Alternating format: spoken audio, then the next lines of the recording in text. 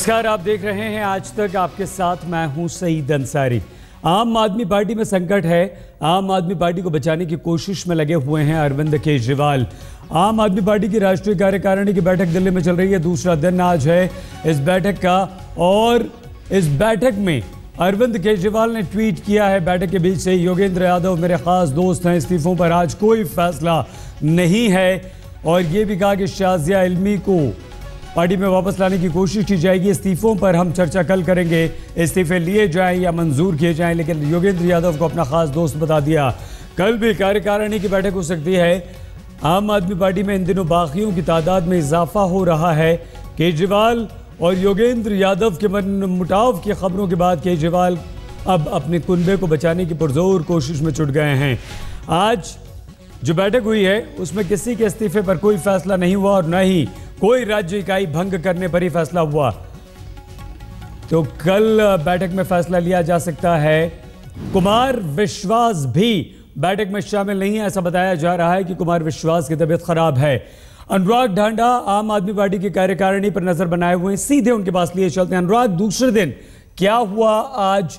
कोई इस्तीफे पर फैसला नहीं। अरविंद केजरीवाल का बीच से ट्वीट, क्या ये संकेत हैं? क्या अरविंद केजरीवाल अपने कुनबे को बचा पाने में किसी भी तरह से कामयाब होते हुए इन 2 दिनों की माथापच्ची के बाद नजर आ रहे हैं? अनुराग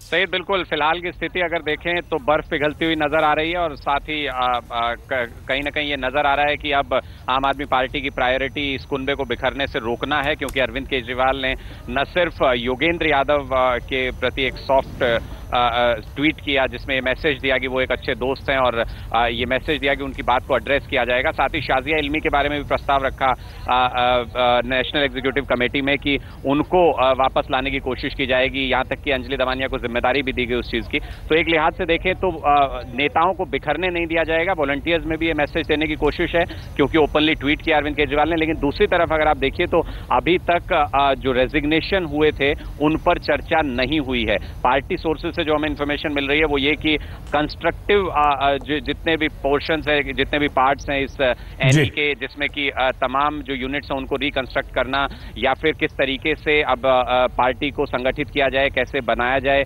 क्या क्या गलतियां हुई लोकसभा चुनाव में, उन पर पहले चर्चा पूरी हो जाए। उसके बाद जो कंट्रोवर्शियल मुद्दे हैं जिनके बारे में योगेंद्र यादव ने चिट्ठी में लिखा और जो इस्तीफे दिए गए योगेंद्र यादव और नवीन जयहिंद द्वारा, हरियाणा की जो राज्य इकाई है उसको लेकर जबरदस्त टसल चल रहा है कि उसके बारे में क्या होगा। योगेंद्र यादव हरियाणा इकाई को बचाए रखना चाहते हैं क्योंकि उनके नेतृत्व में ये हरियाणा इकाई गठित की गई थी, जबकि कई मेंबर्स ऐसे नेशनल एग्जीक्यूटिव के जो ये मांग कर रहे हैं कि तमाम कमेटीज को भंग किया जाना चाहिए, क्योंकि नतीजे अच्छे नहीं रहे चुनाव में और नए सिरे से ये कमेटियां बनाई जानी चाहिए। तो ये निश्चित तौर पर एक पावर टसल चल रहा है अभी भी कि किसकी बात मानी जाती है, आखिरकार क्या होगा राज्य इकाइयों का, ये बड़ा सवाल होगा। लेकिन ये कंट्रोवर्शियल मुद्दे कल के लिए बचाकर रखे गए हैं, आज इन पर चर्चा नहीं हुई। अनुराग, लगभग 5 घंटे हो गए हैं कार्यकारिणी की बैठक चल रही है, तो सिर्फ अपनों को कैसे मनाया जाए? क्या यही माथापच्ची हो रही है या हार पर कुछ समीक्षा हुई है? बुरी तरह से लोकसभा चुनाव में आम आदमी पार्टी को मुंह की खानी पड़ी। सईद, हार पर समीक्षा हुई है, डिटेल में उसके बारे में चर्चा हो रही है। हर स्टेट के रिप्रेजेंटेटिव से पूछा जा रहा है कि क्या क्या मुद्दे थे, क्या क्या कारण थे जिनकी वजह से कि आम आदमी पार्टी की इतनी बुरी स्थिति हुई। और उसके बाद साथ ही पंजाब के जो सांसद हैं वो अपनी बात रख रहे हैं यहाँ पर आकर के कि कैसे पंजाब में पार्टी को खड़ा किया जा सकता है। वहाँ अच्छा रिस्पॉन्स मिला है पार्टी को। दिल्ली चुनावों को लेकर स्ट्रेटेजी तैयार हो रही है कि किस दिशा में अब पार्टी को लेकर के जाना चाहिए। इन तमाम मुद्दों पर डिटेल में चर्चा हो रही है। सब जो नेशनल एग्जीक्यूटिव मेंबर हैं वो अपनी राय रख रहे हैं और जो 2 सबसे महत्वपूर्ण और कंट्रोवर्शियल मुद्दे हैं, योगेंद्र यादव के साथ जो टसल है, इस्तीफा है, और साथ ही हरियाणा की जो स्टेट इकाई को लेकर के जो मुद्दा है कि उसको भंग किया जाए।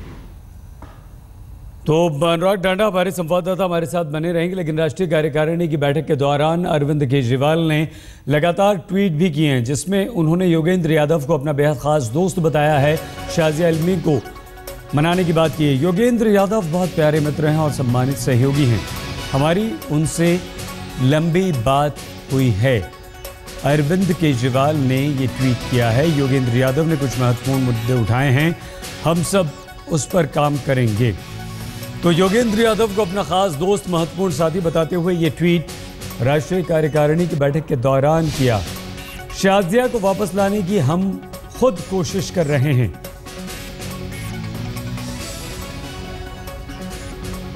योगेंद्र यादव और शाजिया इल्मी दोनों के बारे में आम आदमी पार्टी के संयोजक अरविंद केजरीवाल ने राष्ट्रीय कार्यकारिणी की बैठक के दौरान ये दो ट्वीट किए। और सबसे पहले अरविंद केजरीवाल की जो कोशिश है इस कार्यकारिणी में वो अपने बिखरते हुए कुनबे को जोड़ने की है, रूठे हुओं को मनाने की है।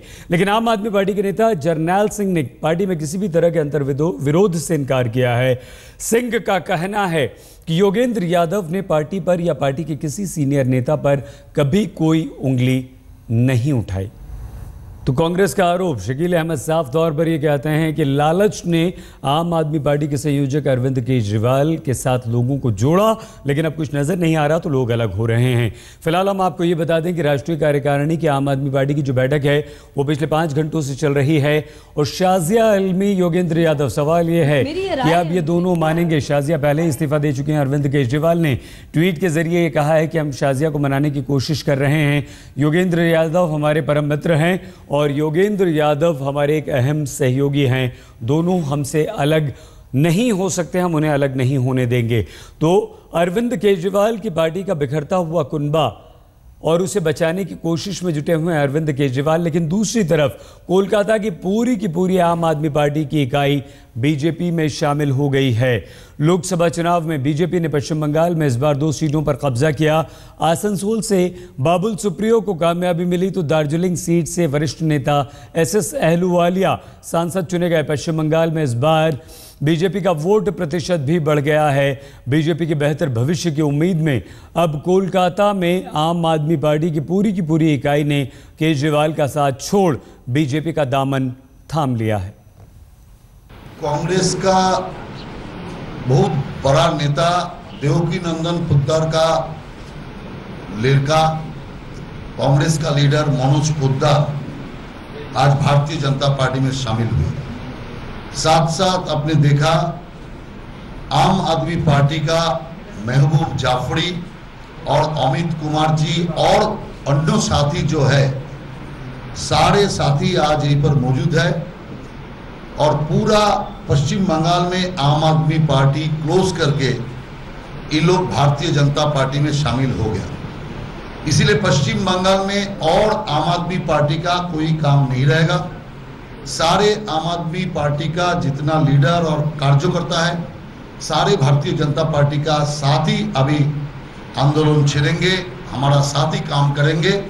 और हम लोग भी इस आम आदमी पार्टी का सारे साथियों को मैं हृदय से धन्यवाद देता हूं और भारतीय जनता पार्टी में शामिल करने का मैं घोषणा भी करता हूं। तो आम आदमी पार्टी की एक पूरी पश्चिम बंगाल की इकाई जो है वो बीजेपी में शामिल हो चुकी है। ये भी अरविंद केजरीवाल और आम आदमी पार्टी को एक झटका जरूर है, लेकिन शीर्ष नेतृत्व आम आदमी पार्टी का बिखरता हुआ नजर आ रहा है। योगेंद्र यादव अपने इस्तीफे दे चुके हैं सभी पदों से। शाजिया इल्मी अलग हो चुकी हैं, लेकिन कार्यकारिणी में अरविंद केजरीवाल ने कहा है कि सबको मना लिया जाएगा। फिलहाल रुख मुंबई का। कल से मुंबई को मेट्रो रेल का तोहफा मिल जाएगा। अंधेरी से घाटकोपर तक 11 किलोमीटर लंबे ट्रैक पर मेट्रो दौड़ने लगेगी। हालांकि किराया कम नहीं हुआ तो उद्घाटन नहीं होगा, हम शामिल नहीं होंगे। ये मुख्यमंत्री पृथ्वीराज चव्हाण ने इसको एक विवाद का रूप दे दिया है। मेट्रो का संचालन करने वाली कंपनी रिलायंस ने किराए पहले से तय कर दिए हैं, लेकिन मुख्यमंत्री चव्हाण ने कहा है कि किराए कम किए जाएं। रिलायंस ने 10 रुपये मिनिमम यानी कि न्यूनतम किराया, 40 रुपये अधिकतम किराया तय किया है। लेकिन मुख्यमंत्री पृथ्वीराज चव्हाण का कहना है कि पहले से तय किराए यानी कि 9 रुपये, 11 रुपये और 13 रुपये लागू किए जाएं, तभी मेट्रो के उद्घाटन में वो शामिल होंगे। चव्हाण का कहना है कि किराए में बढ़ोतरी की एक प्रक्रिया है जिसका पालन बेहद ज़रूरी है और इस तरह से कंपनी किराया नहीं बढ़ा सकती। मैंने मान्य स्वीकार कर लिया मेट्रो का कल 10:30 बजे उद्घाटन करने का मैंने स्वीकार किया है, एक शर्त पर कि जो प्रवासी दरें जो निविदा में लिखी गई है उन्हीं दरों पे सेवा आरंभ होनी चाहिए। अगर दर बढ़ाना है तो एक न्यायिक प्रक्रिया है, टैरिफ फिक्सेशन कमेटी के सामने दरखास्त करनी पड़ेगी, अपने अपने सब आंकड़े रखने पड़ेंगे और वो जो भी स्वीकार करेंगे वो शासन को दर स्वीकार होंगे। लेकिन ऐसे आर्बिट्ररीली बिना की प्रक्रिया के जो नमूद की हुई है, जो लिखी गई है टेंडर में, निविदा स्वीकृत करते समय जो शर्तें लिखी गई थी, उसका उल्लंघन हम नहीं स्वीकार करेंगे। मैंने मान्य स्वीकार कर लिया, मेट्रो का कल 10:30 बजे उद्घाटन करने का मैंने स्वीकार किया है। लंबे वक्त के बाद मेट्रो का सपना पूरा हो रहा है। मुंबई वासियों को मेट्रो मिल रही है, लेकिन उस पर विवाद। मुंबई मेट्रो के किराए को लेकर भले ही विवाद इस वक्त सामने आ रहा है, लेकिन मुंबई के लोग मेट्रो के इस तोहफे से बेहद खुश हैं। मुंबई में आज ट्रायल भी हुआ। रेल सेवा और मेट्रो किस तरह से दौड़ेगी वो बता रहे हैं हमारे संवाददाता साहिल जोशी सीधे मुंबई में मेट्रो से। तो आखिरकार मुंबई में मेट्रो की शुरुआत होने जा रही है। आप देख सकते हैं कि ये अंधेरी का स्टेशन है और अंधेरी स्टेशन वो स्टेशन होगा मुंबई मेट्रो का कि जो दरअसल में वेस्टर्न लोकल के अंधेरी स्टेशन से जुड़ा हुआ होगा। यानी जो लोकल ट्रेन से लोग सफर करते हुए आएंगे, अगर उनको मेट्रो का इस्तेमाल करना है तो इस स्टेशन तो 10 से 40 रुपए के टिकट लेकर आप मुंबई मेट्रो में सफर कर सकते हैं। ये वो स्टेशन है जहां पर से आप वेस्टर्न लोकल के साथ आपका कनेक्शन हो सकता है। यानी लोकल रूट जो है उससे मुंबई मेट्रो का कनेक्शन अगर होगा तो वो अंधेरी के इस स्टेशन पे होगा। दूसरी तरफ आप ये भी देख सकते हैं कि किस तरीके से सिक्योरिटी की व्यवस्था यहाँ पर की गई है। जो अंदर आएंगे उनकी सिक्योरिटी जांच बाकायदा की जाएगी, क्योंकि सबको पता है कि मुंबई ये आतंकियों के निशाने पर है और मेट्रो ये जो नया ये ट्रेन सर्विस यहाँ पर शुरू होने जा रही है, यहाँ पर भी सुरक्षा की पूरी नज़र रखी जाएगी। एक कंट्रोल रूम बनाया गया है जहाँ पर लोग किसी भी ट्रेन के अंदर जो भी एक्टिविटी हो रही है उस पर लगातार नज़र रखी जा सकेगी। हम आपको ले चलते हैं कि स्टेशन के अंदर किस तरीके का नज़ारा हो सकता है। सिक्योरिटी चेक करने के बाद जब आप अंदर आएंगे, उसके बाद जो पहला लेवल होगा वहाँ पर खाने पीने की चीज़ें और बाकी दुकानें वहाँ पर आपको दिखाई देगी और दूसरे लेवल पर प्लेटफॉर्म होगा। तो टिकट निकालकर जब आप अंदर प्रवेश करेंगे, अगर आपको इंतज़ार करना है तो उसके लिए खाने पीने की एक व्यवस्था की हुई है। आप देख सकते हैं कि यहाँ पर स्टॉल्स भी यहाँ पर लगाए गए हैं। इन स्टॉल्स में अभी तक ये खुले नहीं है, लेकिन जब रविवार को मेट्रो शुरू होगी उसके बाद ये स्टॉल्स भी पूरी तरीके से खुल सकते हैं।